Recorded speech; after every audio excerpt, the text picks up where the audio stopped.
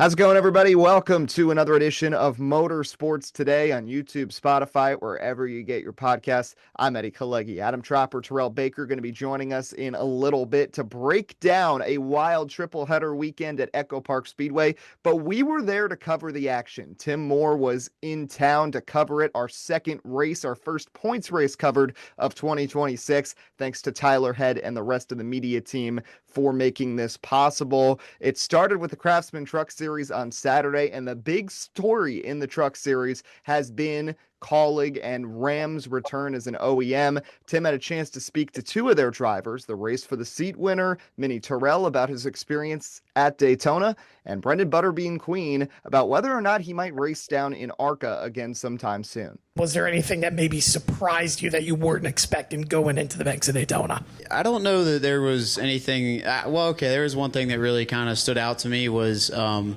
I never expected it because I hadn't drafted in the trucks before until it was race time. But it was when you get tucked up behind a truck, I mean, your visibility goes from you can see what's in front of you to zero. And in your full trust in the guy in front of you and also the spotter. So that was a little weird for me because I'd always been used to racing where you could see more, but the visibility out front, when you get tucked up gets very, very small. And when those guys are all in the pack like that, I can only imagine, like, even my little bit towards the end of the race of being in there, like, you have a lot of trust in the truck in front of you. So, yeah, that was the biggest thing that's jumped out to me, and that it was kind of unexpected. But in terms of the emotions-wise, I was just trying to soak it all in. Like I had a lot to do, and like Brenden touched on, going to the Ram booth and being a part of that and wanting to live that, which is just so cool. I mean, visiting with all the guys in the Ram suite and answering questions and them getting to know us, and it was just a lot of that was really awesome. And I guess for me, being a rookie coming into the one of the national series and having what we call a tier 1 OEM backing our team, and Kyle Grayson is the anchor team for Ram, like that, I didn't really realize how big of a deal that was, until I'm here and people are saying, like, Ram loves you guys. They care about you, and they show it. And then Brenden, Mini, of course, makes an ARCA start last week, but I'm just more wondering, I think I know what the answer is going to be, but is there any possibility we could see you make a one-off appearance in the ARCA Menard Series, considering you are the defending champion? If I had a rich dad, I can't afford it. So, no, I don't think as of now. I would love to be able to race some more, maybe some late model stock stuff I think I have on my calendar. But I think the hard part will be I don't want to cross the line with Ram. I want to show my loyalty to the OEM, and that would have to come from them. Obviously, I would love to be in a whether that's a Dodge Challenger, Charger, whatever they want it to be, that would be awesome. But as of now, I don't have any plans, but hopefully something will come up down the road. The Ram stable and the rest of the Craftsman Truck Series was first up to bat on Saturday, a race briefly delayed due to rain and shortened and turned into a timed race, which made the approach very different for drivers, including Gio Ruggiero, who was a contender at the very end. Did you have any idea the window of when it was going to come? Yeah, I forgot how many minutes left it was. I want to say it was a minute or so, something like that. So my spotter up there, Freddie Kraft, did a good job letting me know where we were at for time and what was going on with how many laps we had left. Obviously, you're going to do the Xfinity race after this. How much does this at least help for that race? I think it's going to help a lot. Obviously, I've never been in an O'Reilly car. Well, I'm sorry, O'Reilly. I get that right now. Yeah, never been in an O'Reilly car. Never been really at a track like this at Atlanta, at least. So, I'm looking forward to the race. I think we start 7, so we're going to have a fast car. But the afternoon belonged to the Cup Series regulars, as a pair of teammates at Spire Motorsports controlled the race. Kyle Busch continued his tear in the Truck Series with his third straight win in Atlanta, while Spire regular Carson Hocevar played second fiddle, finished runner-up, and even joined Rowdy for the post-race celebration. I mean, I just went to go high-five him because I thought it'd be cool. It'd be a good picture. So, and then I just spun around. So, from spring, me and him versus the Cup car, right? I don't think any of us would have expected that's how the truck race would have been. So. Kyle, I want to go back to earlier in the race in stage 1. Were you kind of surprised that the field strung out to a 3-truck pack? And also, what was your mindset once you guys got into lap traffic? I know that brought the pack together, but things got a little chaotic. Yeah, no, I'm all for that. I feel like that's what this place is going to be like eventually when it wears out a little bit more and handling becomes more of the paramount for guys to drive good, to be able to keep the pedal down. Those guys up front, those Fords that were there, the 99, is it the 99? Yeah, the 99, the 88, the 98, I guess was one of them. I don't know.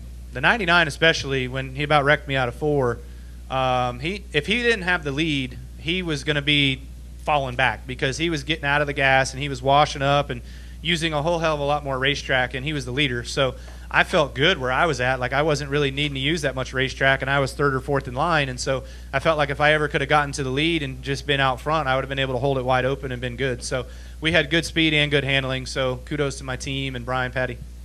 And you correct me if I'm wrong. I believe now this is 3 years in a row you've won this race in particular here in February. So what is it about this race that just keeps on bringing you back here at Atlanta or Echo Park? I get told which ones I got to run.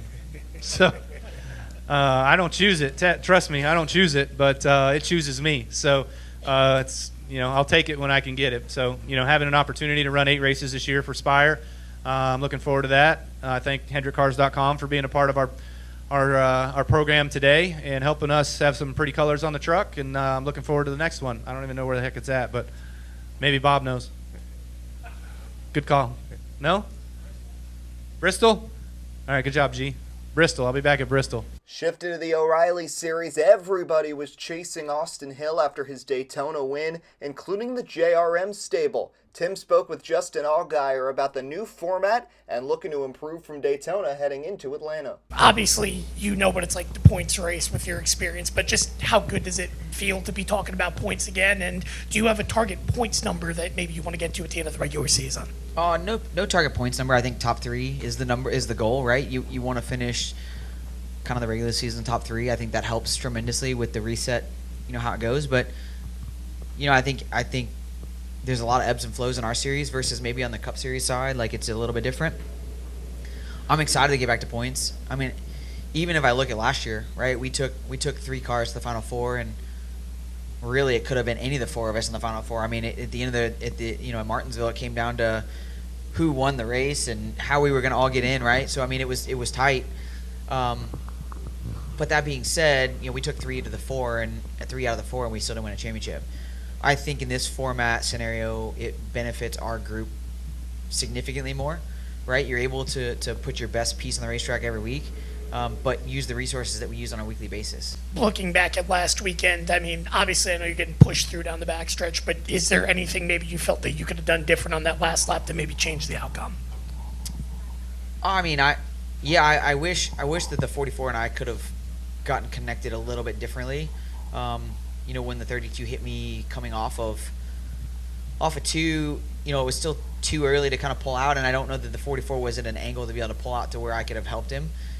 But I would have loved to have at least seen us try to push the 44 past, and then, whatever happens on the front straightaway happens on the front straightaway, right? But, Brendan's been around this sport for a long time and put a lot of effort and time into it, and, that team.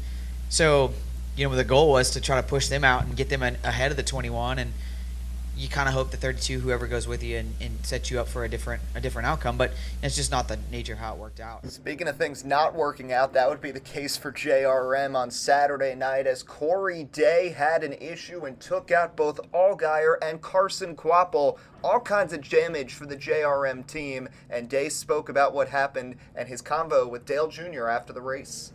I say Corey Dale came over here and talked to you for a minute after the race. What did he say to you, and did you say anything to him? Yeah, I think he was curious, what happened, if I cleaned those guys out or what. And I just told him, man, I blew it right front. Hopefully they can go back and find some pictures and videos to prove that I did. But, I know 100% I did. So, like I said, that's worst timing possible. Worst guys to be outside of me, just, terrible situation. So, flat right front or not, I apologize for that. One driver from JRM who did leave Atlanta unscathed was Rajah Caruth, who made a couple miraculous saves and scored his 2nd straight top 10 to open his rookie year.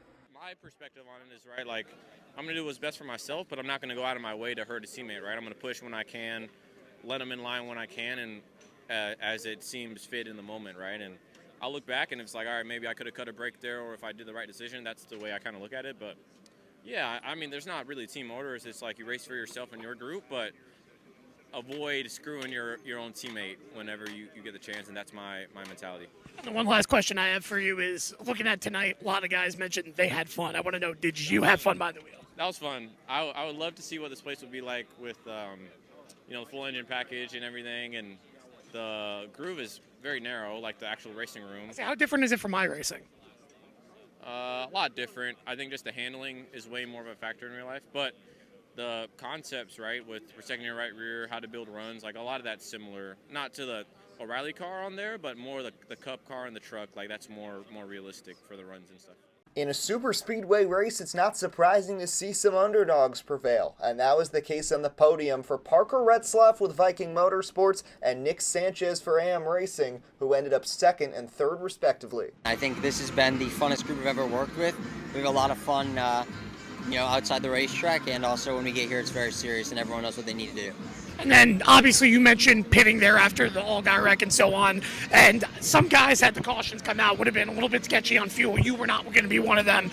Were you hoping for more cautions to maybe come out? And also, I mean, how much did it make the decision easier for you behind the wheel, knowing that you were not going to come back down pit road again? Yeah, I mean, we were planning on staying out. I mean, 60 to go, they said we're not coming back down pit road. And I hit a spring and it put a big hole in the left front. So we came down because NASCAR was making us take the spring out of the left front. It was stuck in the front nose of our cars. So NASCAR did confiscate it, by the way. So they made us come down and fix it, and then we had to patch the hole. And at that point, I just told them, I was like, we can, let's make a change, try and make this thing better and put 4 tires on it, see what we can do. So, and then we made, pretty quick work to get back through the field, and I just did everything we could. First off, kind of bring me through today. How fun was it out there here at Echopark Speedway? It was definitely the sketchiest, Atlanta race I've been a part of. And I think that track's just obviously aging and wearing, so it was fun. I mean, I knew we were going to be able to drive up through the back, or from the back, right? So I'm just really proud of the team and the car they brought, and really just knowing where the track was going to go and what we were going to fight, and anticipating, all of that. So really happy, for, Ford Racing, AM Racing, Paynuity, and Travel Curious for everything they've done, and, I think it's a good showing for them. In a dramatic finish, Austin Hill made a crazy save after contact with Ross Chastain, opening the door for Sheldon Creed, who scored his first career win after 15 second-place finishes. Congrats on the win, Sheldon. Thank you. What would the Sheldon Creed of present in this moment be telling the Sheldon Creed of 10 years ago that was making the jump from Stadium Super Trucks to the Craftsman Truck Series? Oh, good question. I don't know. When you, and there's so many of us that you grow up racing, doing what you're doing, and when you win a lot as a kid, you kind of expect that out of yourself to keep winning. And when I first got to ARCA, I had a pretty big learning curve and won a few. Got to trucks, same thing. Got to Xfinity and had, just way more to learn. So if I would say that 10 years ago to myself or anyone coming up is, just work hard and keep being patient. It's not how I drew it up, right? I drew up to win my first year in the series. So, definitely probably 37 too many starts to finally win one. We're at 137. But, not everyone's... I wish I could have a Connor Zilic story, right, where you come in and dominate. So, it's just not my story, and keep working hard. Rain didn't stop the Truck and O'Reilly doubleheader Saturday, but it did cancel qualifying for the NASCAR Cup Series, which meant the field would be set by the metrics. And with just the Daytona 500 in the books, it meant the 500 winner, Tyler Reddick, would be back on pole for race 2. Reddick spoke with Tim Moore about the media tour after winning the 500, his favorite moments, and how he feels he's performed in the past at Echopark Speedway. Is there a particular moment maybe that stood out the most that you enjoyed if you were to pick one? I'd say when I've been to Empire State Building once before. I think when we went and did PBR at Madison Square Garden a couple years ago, I got to go check out the Empire State Building. But this time around, we did the 86 floor, we did 102, but they also let me up to 103, which is, open to the air. There's a rail. You're just kind of out there in the open air, way up high in New York City. That was really cool. So, yeah, just, leaning over that rail and seeing how far down it was, and just, the city kind of out in front of you. That was really, really cool. And then looking at this weekend, when you look at the stats, at least since the reconfiguration, Ford, Chevy have kind of dominated at least lap-led totals and the averages, while Toyota's been kind of sporadic in its results. Is there anything to that? And if there is, what is it that you feel like you guys have been missing here since the reconfiguration? Yeah, I mean, in my opinion on that one, I don't feel like, I understand, on a consistent basis, Toyotas haven't won here, but in that one, in my opinion, for my car, my team, 2311, I don't feel like that one really lines up well for me. Over the years here, I feel like we've always had a very solid Camry, and I just, more times than not, I've kind of messed it up here at the end of the race, whether it's just not being too aggressive or just not being towards the front at the end of the race. But most of the time, I feel like we come here and we have what we need to win. A week removed from the Great American Race, people aren't just talking about Tyler Reddick's triumph still, but also his teammate Riley Herbst's move that drew the ire of Brad Keselowski. Brad's teammate Chris Buescher weighed in. I'm not sure if you've heard what Brad had to say about the incident there at the end of the race of the 500, but I'm just wondering, are you in agreement with him and his take of the block? And then also, what do you feel Riley could have done maybe different had it gone the other way? I've seen the comments, and I know coming down to the end, it's hectic. It just it looked a little panic there at the end, and it was like one of those left right moments, and we ended up. I think we had 10 cars that weren't involved in an accident on the day that were going to finish pretty clean, and we got 100 yards away and ended up with 3. So. It's. I'm going to be a little biased because I really think it would have been a photo finish with Brad and Reddick there to the end had it not been for that. But I get the wild blocks have become so common in the sport. So, but it's how we wreck race cars. Someone else who performed well in the 500 was the runner-up, Ricky Stenhouse Jr., who's got a good track record at Echopark Speedway as well. Since the reconfiguration, you've been one of the most consistent drivers here in terms of average finish. Just what has led to your success, and what is it about it? I mean, I know drafting tracks are your style, but this is a hybrid. This is a little different from Daytona and Talladega. It is different, but it's a lot of fun. I think, the Atlanta track now lends its hand to the setup-based cars that are good on tires, good on the long run. This track is getting more age to it, and I feel like over the last 2 years, that's really played in our favor. My guys, we might not have the fastest car when it comes to qualifying, but it handles really well throughout the race. And so, after lap 15, I feel like I have a car that can drive through the field, and that's helped us. It gets our track position by the end of the race, and puts us in a good spot. So, I'm looking forward to the softer right side tire. I think that's going to kind of play into our favor as well.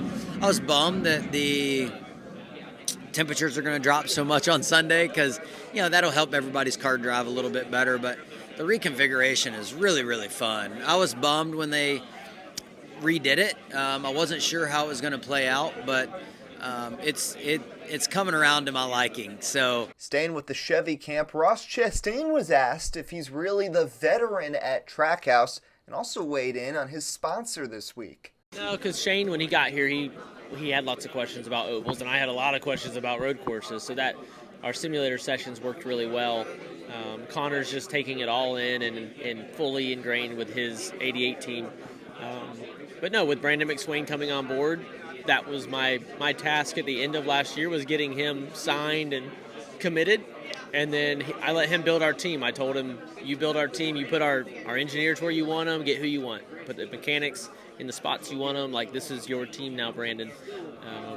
And then I came back in January, and they had been all assembled, and they got used to each other, and then I plugged back in. So, no, Connor has good people around him. He's got we have great support at Chevy with their driver coaching. So they don't need too much from me, but we can compare on track. So really the secret is getting into the season and learning week to week and having our teams relay to us during practice or during the races what we need to do better from a driving perspective, because we have OTD, which shows us so much of the data. And I just do have to ask, Wendy's is on the card this weekend. Do you have a go-to Wendy's order? I went with the sausage, egg, and cheese biscuit this morning and a coffee. So. Big breakfast guy, then. I did. I am. I love breakfast. I only eat breakfast when we're going to be on track. So during the week, I don't. They call it intermittent fasting. I just skip breakfast and work out fasted. Or just go, even if I'm not working out, I just go through the morning without just a cup of black coffee. So today had a little cream in it, had their breakfast potatoes, and a sausage, egg, and cheese. My go-to though would be the chicken biscuit with their new butter, whatever kind of butter they have. Like the honey butter. Yeah. Tastes like it's got a little cinnamon in it. I mean, it's next level. Wrapping up coverage from the Cup Series bullpen, Tim even got to talk to Cody Ware. It's crazy to think, but it's about to be 10 seasons since you made your debut here in Atlanta in the NASCAR Cup Series. So just kind of bring me through, what do you remember from your debut here? I think it was in March back in 2017. What do you remember from that race, and how much has it changed here at Echopark Speedway since that? Yeah, I mean, I think for me, I definitely was thrown into the Cup Series probably too quick, and so it definitely was trial by fire, getting thrown to the wolves, and so definitely, I feel like really, even though I've been in and out of the Cup Series over the last 10 years, it's really only been the last couple of years where I've really had the chance to be in proper equipment and doing things the right way. So I think a lot of it for me is almost trying to press that reset button, focus on what we've learned the last several years, and then try to build off of that. And so I think right now the goal is to really kind of even put last year in the back burner. There was a lot of mistakes, on and off the track with pit crew and things like that, and so we really never got our footing and built any momentum. I feel like any chance we had to have a solid day was, whatever could go wrong did go wrong, and so right now just trying to have a clean, positive perspective. We only have 1 points race in the book right now, but I still think that from what we've seen throughout the tests and things like that in a Bowman Gray, that this program with Chevrolet is going to be a lot better for us, and so just looking forward to getting out west, getting to Phoenix, and really seeing where our true baseline really is. Unfortunately for drivers like Ware, it was hard to see that baseline in Atlanta because of all the crashes like Daytona, including a trio of wrecks in Stage 2 and another right near the end that forced overtime. Despite that, the racing was action-packed, and a lot of drivers had fun, including Daniel Suarez. Of course. I think this place is a lot of fun. It's very intense, it's very, very intense. But I definitely had a lot of fun, and I enjoy it. Right now I'm looking forward for a shower, for a nice dinner, and go to sleep. And obviously with the new Chevy body, did you notice maybe any differences from here compared to the last time when you were here with Trackhouse? No, not here. I think in the Super Speedway, I think it was noticeable how much better the car was. But here, I felt like it was pretty similar. Just like Daytona, Carson Hocevar found himself in front at the white but couldn't close the deal, and also ruffled feathers with Christopher Bell. He discussed the finish with Tim. The 223.11 cars were lined up. Were you surprised they gave you the top side for the restart? No, I felt like the bottom was the best on short run. So I was shot the 23, overdid the block, and that worked out there. So I appreciate Ross. I wish he didn't get stalled out there, but we would have been a great spot. Is there anything you felt that maybe you could have done different, at least on the last lap? I know at that point you'd lost the lead. No, for what I could control, no. I don't think so. If the one gets clear, we're in a great spot. It just didn't work out. Also like Daytona, Bubba Wallace had a chance at victory, but slipped up with 2 laps to go, going high and getting shuffled out of the pack, which opened the door for his teammate Tyler Reddick. And the 45 team, despite suffering damage in an earlier crash, got the win in Atlanta. Reddick's 10th career victory, becoming the 6th driver in NASCAR history to win the first 2 races of a Cup Series season. Reddick and crew chief Billy Scott talked to Tim after the victory. Tyler, I want to go back on the white flag, right? You're side by side with Carson, and then Briscoe gives you a push. But did you expect him to come back with a run, and maybe are surprised it just never came there over that back half? Me and Ross were talking about that in Victory Lane. He was just like, he just didn't know how the run didn't get there. And believe me, I felt the exact same way with my damage and everything. I thought, surely, I've gotten the push out front. That's good. But you do expect, the 19 or the 1 to be able to give, some kind of a run for something. And, yeah, that was something that me and Ross talked about. I was just blown away that they didn't come with a bigger run, especially with the damage that we had. So, I don't know. Sometimes things are just meant to be. And for some reason there, we got the push down into 1, and no one was able to ever get back to us. I don't know how, but I'll take it. And you've kind of prefaced already just how huge it is to get through the chaotic races the way you have, earning the points. But both you, Bubba, 1-2 in points. How special is that? And I think the gap is 40 points between you to Bubba in second. So how huge is that as well?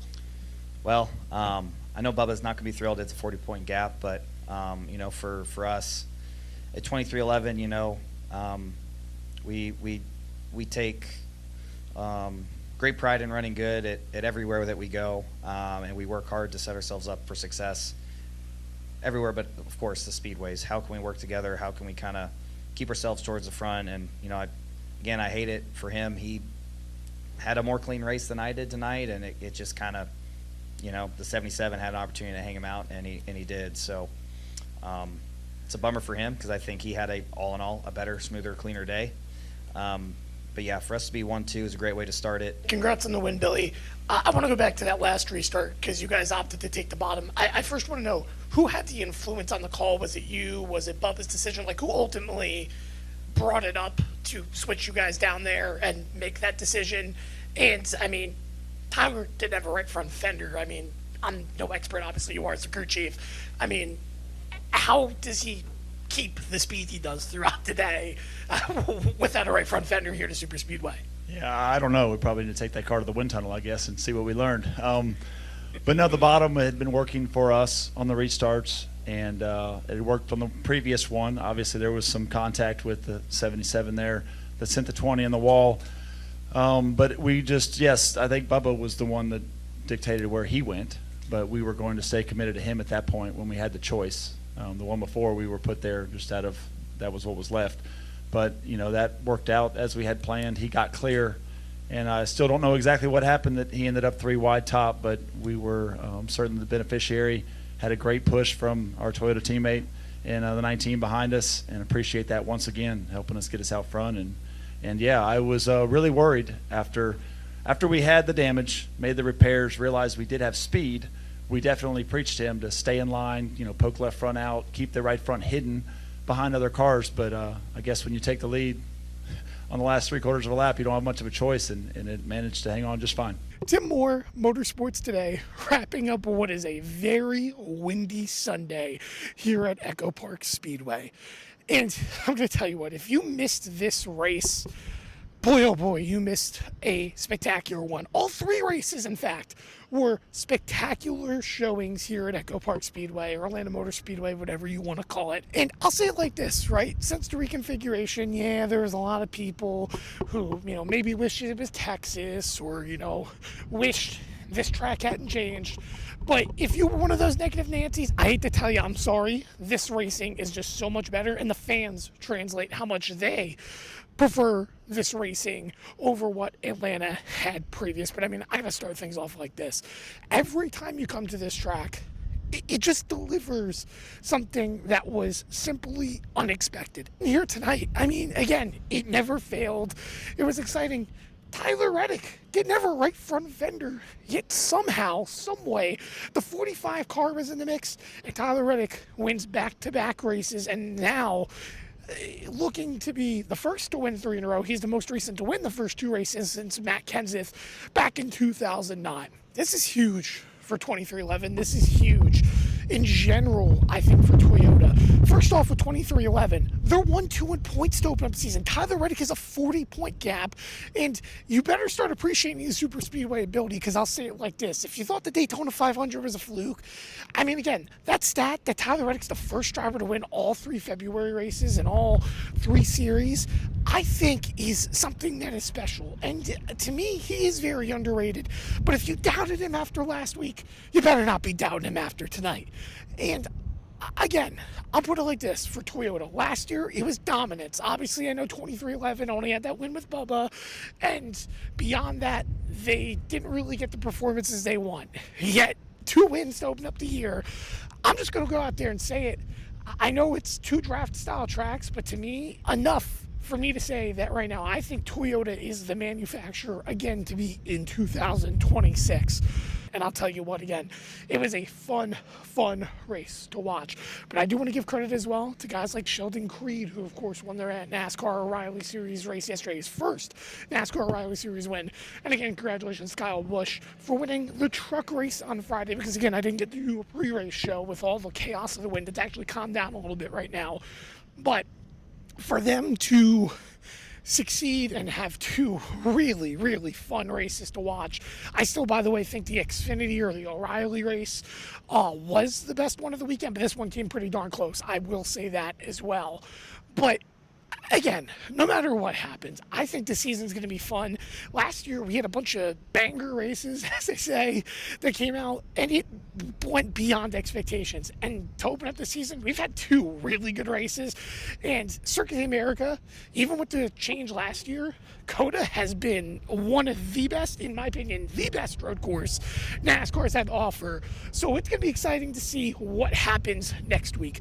But that's going to wrap things up here for coverage here in Motorsports today, here at Echopark Speedway. I want to thank everybody who's tuned in all weekend long, who's given us likes, follows, and so on in support of our coverage here at the racetrack. And I'm excited to announce, at least if we haven't posted it yet, we'll have coverage next week. That's right, because Jeffrey Harunka is going to be at St. Pete. He's going to be covering both the Craftsman Truck Series race as well as the IndyCar race, so you do not want to miss that. And as for me, when's the next time you'll see me on a track? Well, we'll see you at Darlington when that time comes around.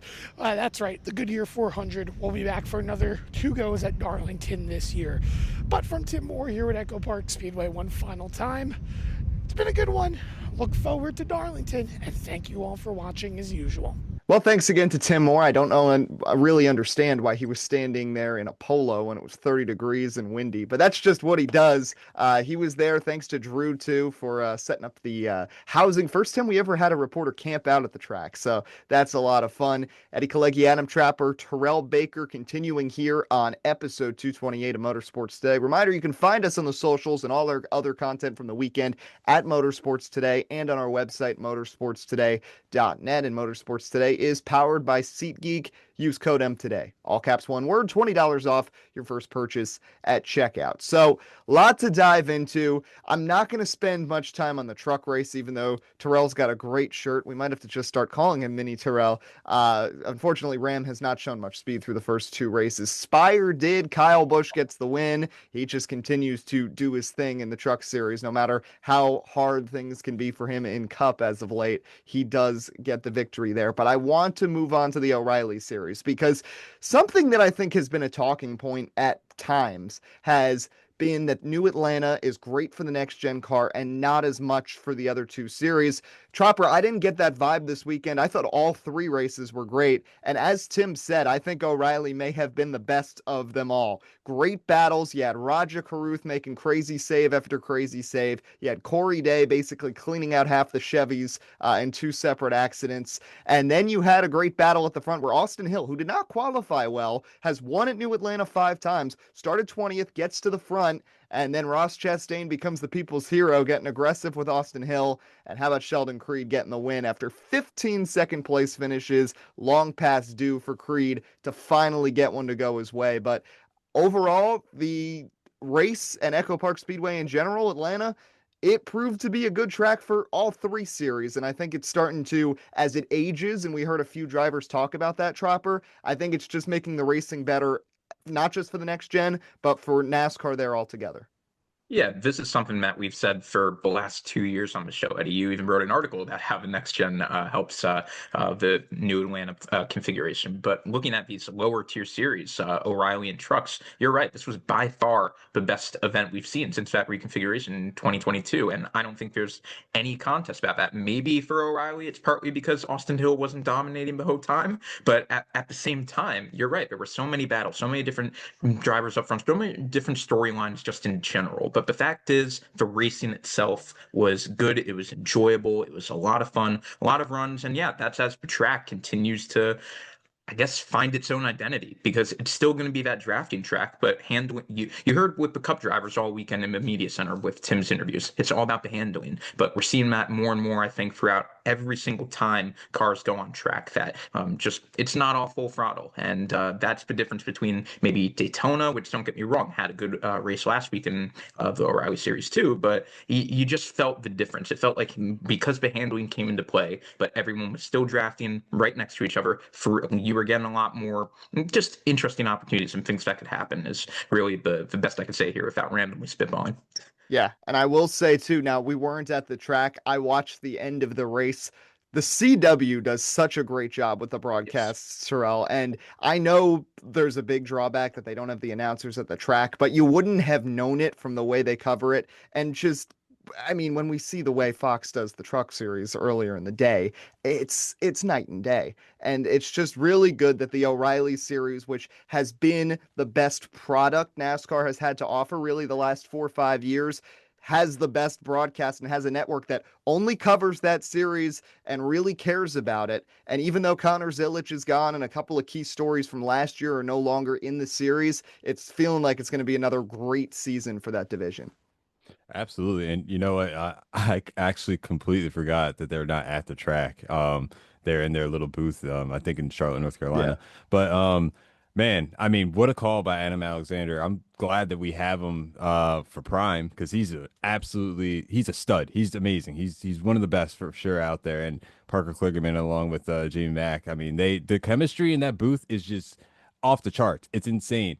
I didn't get to watch the race. Unfortunately, I was a little bit busy on Saturday, but I went back and watched the highlights of the race, and the final 8 laps, that call, I knew what was going to happen, but I was like, oh my God, they really drew you in, kind of like how F1 does whenever there's a battle for 10th place. The announcers really know how to convey and really draw you in and make you feel like, hey, this is a really important moment.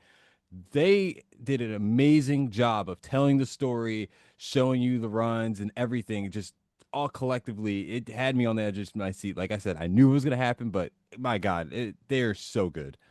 Yeah, they are. And so Sheldon Creed finally getting that win. Great for him to finally do it after multiple times where he should have won races. I know he kind of got lucked out here, but he had terrible luck on several instances. So it's good to see one go his way after all those years in the O'Reilly Series. 137 starts, finally gets that first victory. But let's go to Cup. It was not a first victory. It wasn't even a first victory of the season for Tyler Reddick. 6th driver to win the first 2 races of a Cup Series season. Does it at Atlanta.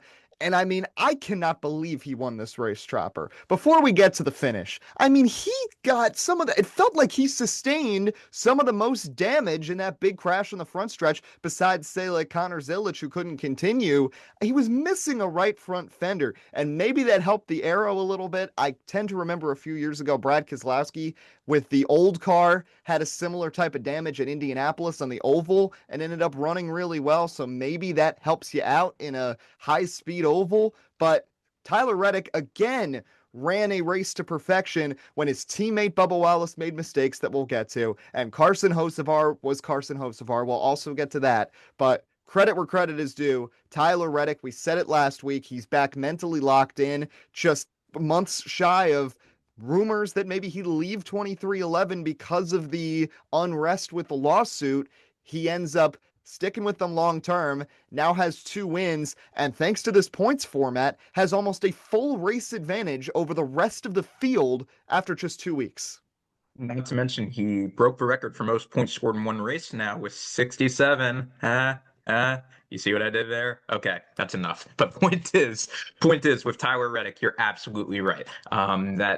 It's just an incredible start to the season. And I don't know, you're right, not having part of the fender could be part of it. But I said this on the show last week. We talked about it extensively, but I truly think that last week I said Tyler Reddick is an underappreciated super speedway racer. I mentioned that at Daytona, he's won in all 3 series. I mentioned that he's won at Talladega. And now, look at this, the 3rd and final drafting track being in Atlanta, and he goes back-to-back. So no matter what, I just want to say that I called that. Tyler Reddick really does have the super speedway skills, and frankly, we should not be as surprised as we are that he went back to back. But I think this just opens up the floodgates for him even more. I mean, we saw everything that happened last year, the winless season. He comes out with a swing, like a massive, massive win in the Daytona 500 with Michael Jordan, and now is able to back it up again. And honestly, there's no reason why he can't go 3 in a row. Well, except maybe SVG, but he has one at Coda. So to think that he wouldn't be at least a contender, 2311 is firing on all cylinders right now. And like I said, that's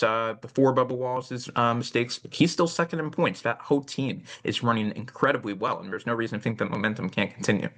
Now, let's talk a little Bubba Wallace here, TCB, because he had another golden opportunity. He had arguably the better car throughout the race, and he certainly had the cleaner car at the end, hadn't been in any accidents, is at the front, and really there's nobody he can blame but himself, because 2 laps to go, he tries to block middle and just goes too far, and with the momentum from behind, just kind of knocks himself out of contention. And then the final blow from Hocevar throwing a really bad block on the white flag. But I mean, at that point, he did not have the momentum. Briscoe and Chastain were in front of him too.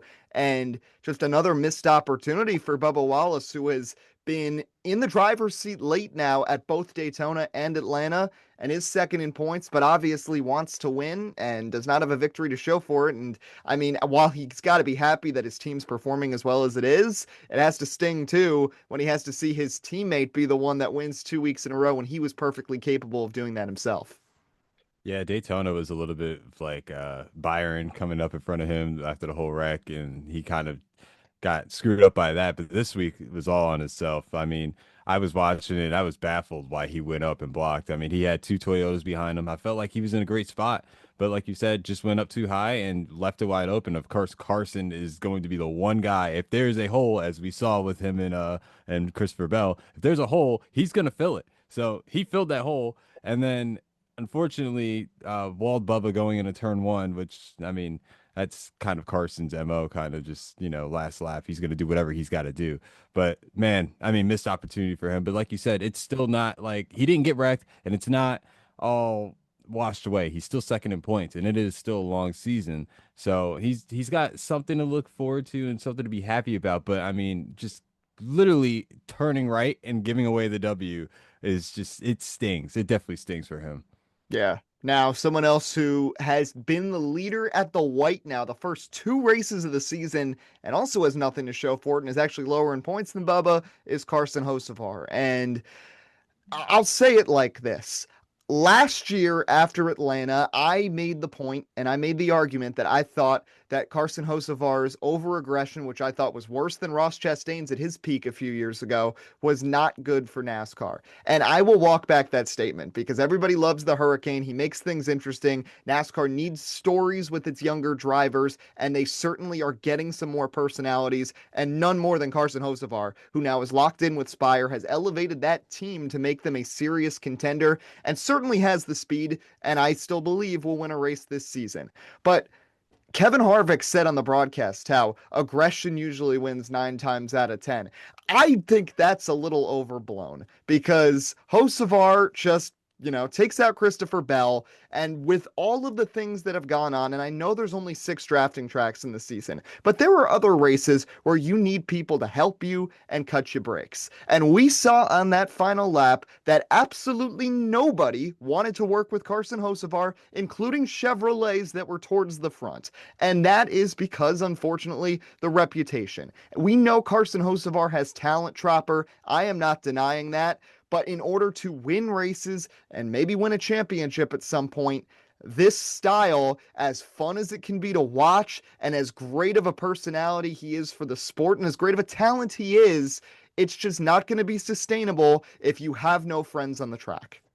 Exactly, and I think the best comparison is obviously Ross Chastain from a couple years ago. But if you look at that side-by-side progression, say Hocevar's season last year really emulated what Ross Chastain did in 2022, his first year with Trackhouse. At least not necessarily in terms of success, obviously, but in terms of aggression, the enemies he made, it was no secret. Hocevar was public enemy number 1 at times, and probably still is. But the speed was there. Maybe he had to be more aggressive because that Spire team was still up and coming, and they still are. But now it seems like, I mean, once again, as we get to more intermediate tracks, we'll have a better vantage point of where that Spire team actually lines up among the rest of the field. But it's really looking like that car is going to be a lot better, so Hocevar will be able to tame himself. And like Chastain in 23, the year after he made waves on the scene, maybe Hocevar will be able to walk it back a little bit, show a little bit more signs of maturity. And we even saw this in trucks a little bit too. He pushed Kyle Busch to the win, and I'm not saying that you have to just fall behind and be content with finishing second every weekend, but I think he made amends with Busch in that way. He didn't wreck someone for the win, and it's those little things that as you get more seat time, more experience, and more respect, then the flip side, a couple years down the line, these wins will come. And look at Ross Chastain now too, because he seems to have that respect back. Even the people that he was beefing with all the way at the peak of his villain arc, I guess, being Denny Hamlin, Chase Elliott. Remember, they were tag teaming against him at Gateway. That's all seems to be blown over in the past. So once again, Hocevar is a young, raw talent. I think it won't be too long before this will just be another blip in the road for him for a long-lasting, very successful career. TCB, your thoughts? Man, Carson is, I'll say this. I see a lot on social media. Like, I was just scrolling today, just seeing all the stuff about Carson.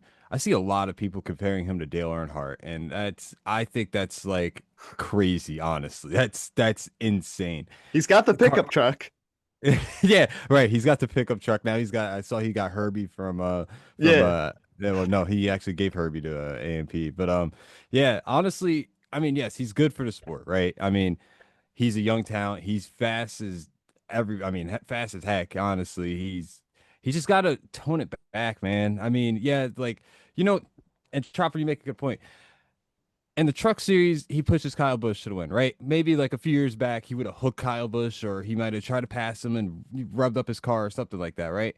But now it's like, okay, he does this great right thing, but then it's like in the Cup Series, he also turns Joey Logano. He puts Bubba in the wall, and then he just kind of like bullies his way through the field, wrecks Christopher Bell. I mean, it's like he does like one good thing, and then it's like everything else gets like washed away because, oh, Carson, he drove fast, he did really good, and he got fourth with Spire's not underfunded, but like a lower team. Like, man, he's the next Dale Earnhardt. We have to like remember, like, yeah, he's fast, he's good, but like he's got to tone it back a little bit. He's got to get respect to the drivers, like Tropper just said, like how Ross did. He's got to tone it back, and you can still be fast and tone it back. Like there's still like an even ground in the middle. He's just got to find it, and I hope it's not like 4 years down the road when Ryan Blaney decides to punch him in the face like someday or something, because I just feel that way. I feel like either he's going to tone it back or he's going to end up in a fight eventually. Well, Noah Gragson was the one who taught Ross Chastain the lesson, so we'll see who it is to Carson Hocevar down the line. But I'll leave it at that on Hocevar. There's a few other fun stories that I want to talk about. And listen, there's been a lot of underdogs to start the season, between Priest getting his first win at the Clash and 23XI doing what they're doing post-lawsuit, and of course Hocevar and Daniel Suarez for Spire. But there's a driver who's in top 5 in the standings right now, has been in the mix at the end both races despite having trouble early in the race.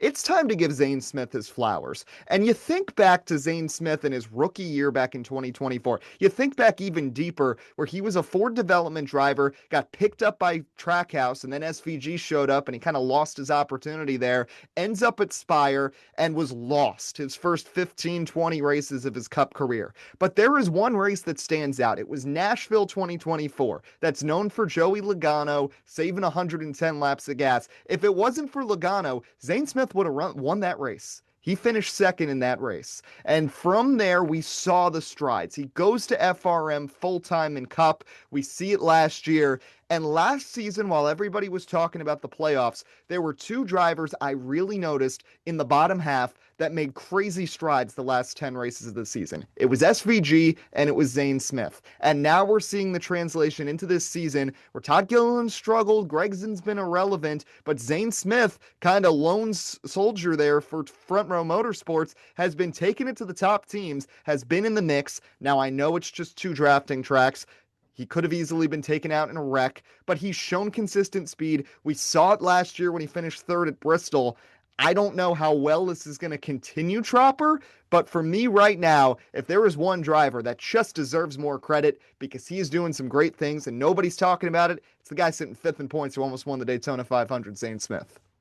Absolutely, and especially being with a team like Front Row. I mean, they've had their fair share of struggles both on and off the track. Remember, it was 2311 and Front Row Motorsports that was involved in the antitrust lawsuit with NASCAR. There were major questions about whether the team was even going to be around this year or the next. So to get that behind them, I mean, is already a massive start and move in the right direction. But for Zane especially, he's just, I mean, once again, it's hard to not reiterate too much of what you already said, Eddie, but you can't deny that these are great runs. And even though, let's be honest, he's not going to stay fourth in regular season points for the next 26 weeks, he might not even make the playoffs, but it's still a great sign for a momentum boost and kind of just a confidence boost for this younger driver going into his third season.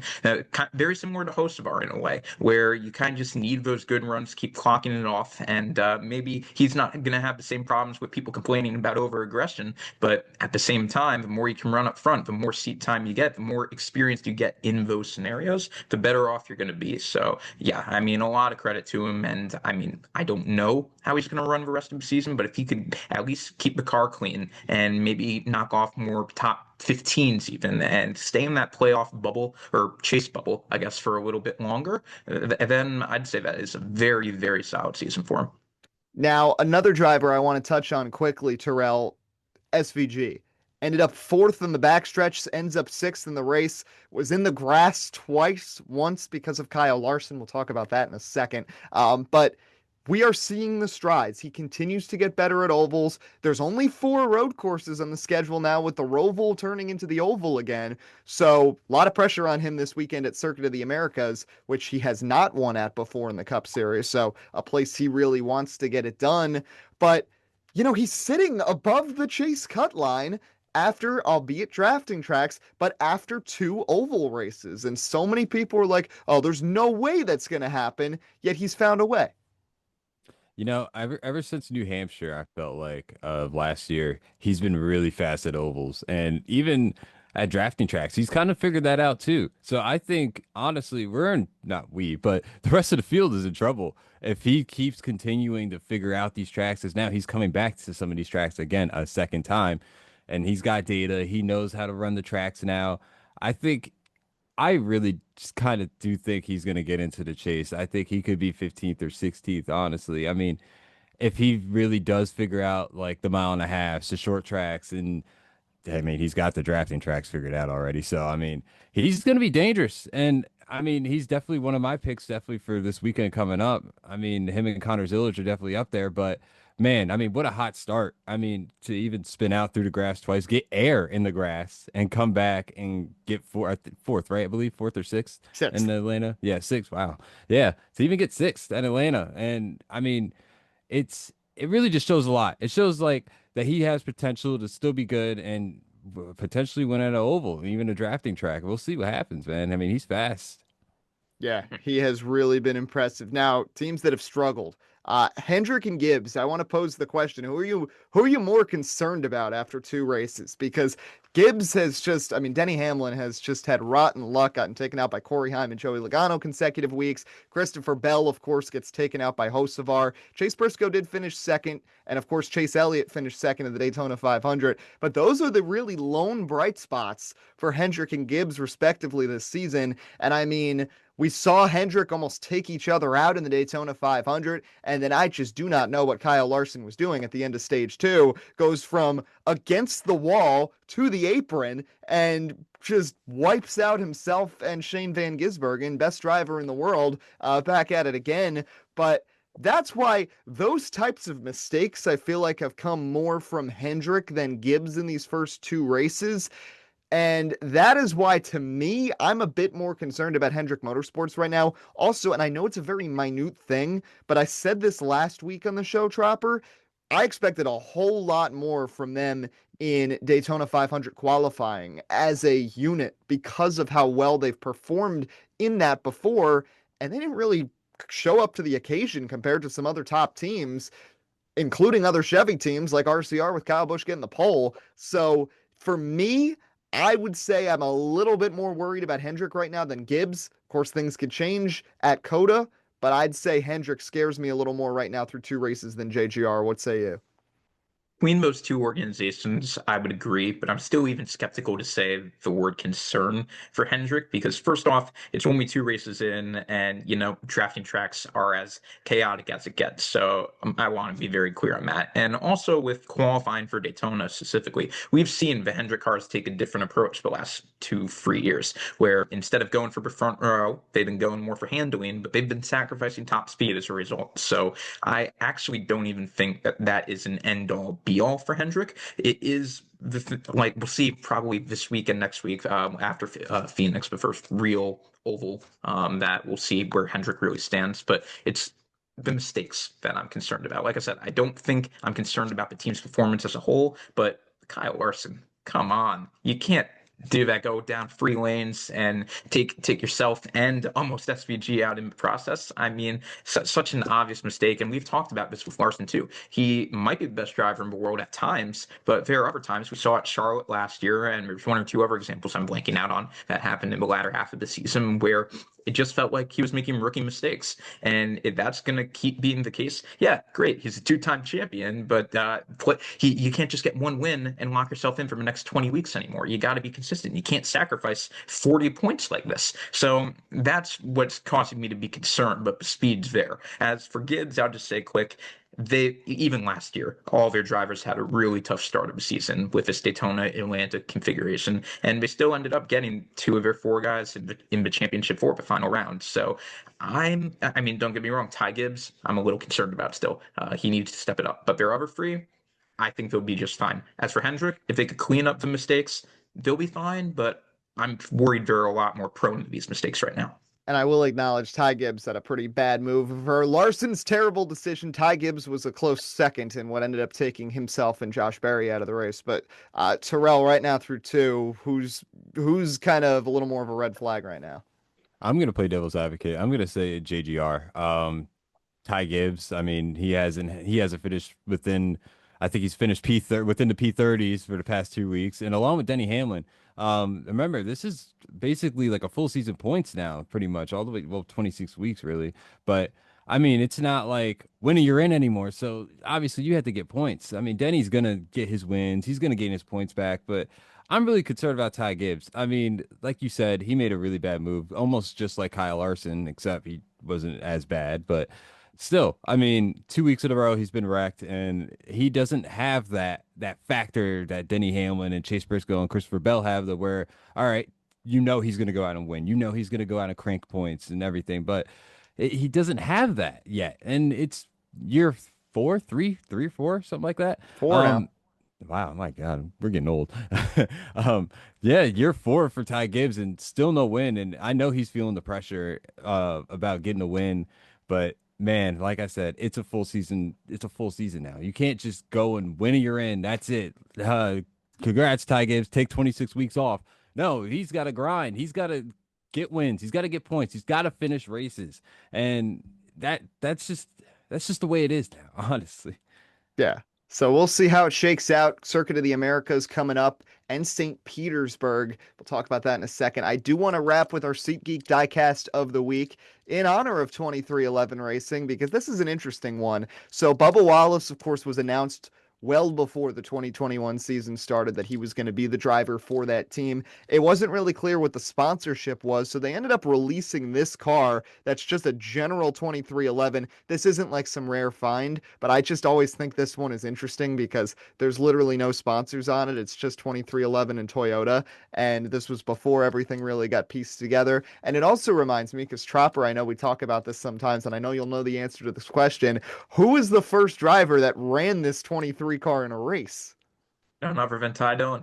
Yes, 100%. Drove the 23 in the Clash and the Daytona road course. That is always a great trivia question. But that was, again, before they really had a bunch of sponsors besides like DoorDash, and those cars look completely different now. And of course, that team has grown so much over the last 5 years. But yeah, kind of a unique diecast. They don't really make that many of these with like just the team and the manufacturer, but everybody wanted a Bubba Wallace 23 car. I think people more so wanted a Michael Jordan owned 23 car. And of course, now that car has been making headway, and the 23 and the 45 are 1-2 in the standings through 2 weeks. So What about the 35 car? Where's he?